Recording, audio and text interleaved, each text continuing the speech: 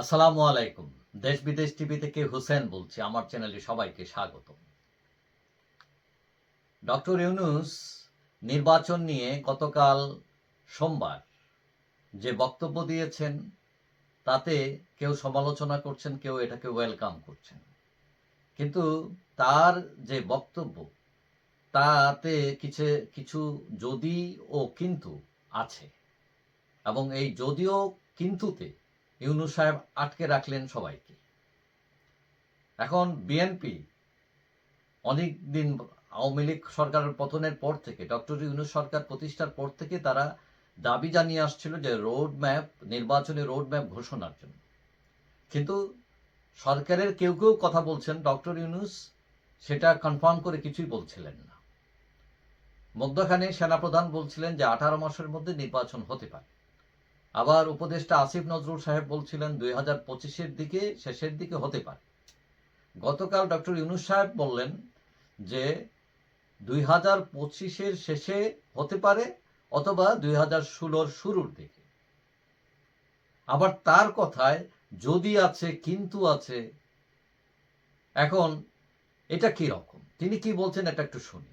তিনি বলছেন, যদি অল্প কিছু সংস্কার করে ভোটার তালিকা নির্ভুলভাবে তৈরি করার ভিত্তিতে নির্বাচন সম্পন্ন করতে হয়, তাহলে 2025-এর শেষের দিকে নির্বাচন সম্ভব। আর যদি নির্বাচন সংস্কার কমিশনের সুপারিশ ও জাতীয় ঐকমত্যের ভিত্তিতে সংস্কার যোগ করি, তাহলে আরও 6 মাস অতিরিক্ত সময় লাগতে পারে। এখন কথার অর্থ দুইটা। অল্প কথায় যদি বলি তাহলে বলবো যে অল্প সংস্কারে 1 বছর লাগবে, আর ব্যাপক সংস্কারে গেলে 1.5 বছর লাগবে। মানে 2025-এর জুনের মধ্যে নির্বাচন হতে পারে। এদিকে বিএনপির নেতা সালাউদ্দিন আহমেদ প্রতিক্রিয়া জানিয়ে বলেছেন যে ডক্টর ইউনূসের বক্তব্যে কোনো সুস্পষ্ট রোডম্যাপ নেই, তিনি ধারণা দিয়েছেন মাত্র। ধরে নেওয়া যায় 2025-এর জুনের মধ্যেই নির্বাচন হবে। সমস্যা হলো, সবাই সংস্কার চায়, আবার সরকারকে সময় দিতে চায় না। সংস্কার একটা দীর্ঘমেয়াদী প্রক্রিয়া। এখন এদের হাতে তো কোনো জাদু নাই যে জাদু দিয়ে সবকিছু করে ফেলবে। এখন অনেকে মনে করেন যে বিশেষ করে বিএনপি যদি চাপ দেয়, তাহলে তারা ওই লামসাম করে দ্রুত একটা নির্বাচন দিয়ে সরে যেতে পারে। এবং বিএনপি এটা বলছে যে তাদের এত সংস্কারের দরকার নেই, সামান্য কিছু করুক এবং নির্বাচিত সরকার এসে পরে বাকিগুলো করবে।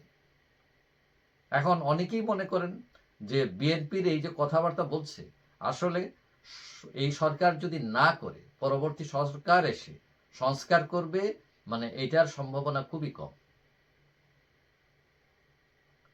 এখন দুশ্চিন্তার কারণ হচ্ছে আরেকটা, সেটা হলো আওয়ামী লীগ।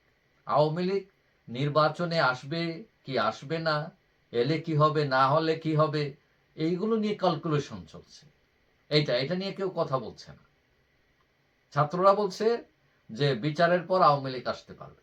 এখন বিচার 1 বছর বা 1.5 বছরের মধ্যে সম্পন্ন করা সম্ভব কিনা। কেউ কেউ মনে করছেন সরকার চাইলে এটা সম্ভব।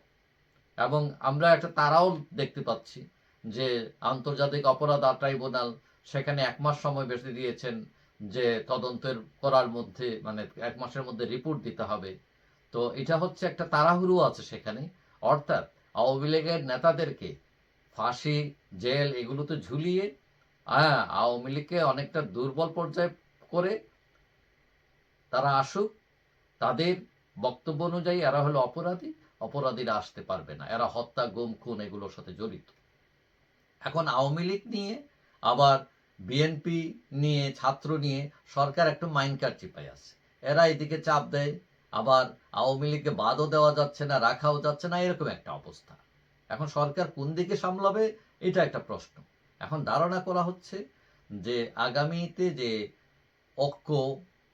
ঐক্যে যে সংলাপ হবে, অর্থাৎ এই সরকার বলছে যে একটা তারা ঐক্য সংস্কার কমিটি করবে, যেটার চেয়ারম্যান থাকবেন ডক্টর ইউনূস। এবং এইখানে হয়তো আগামীতে আওয়ামী লীগ 14 দল এবং জাপার ডাক পড়তে পারে।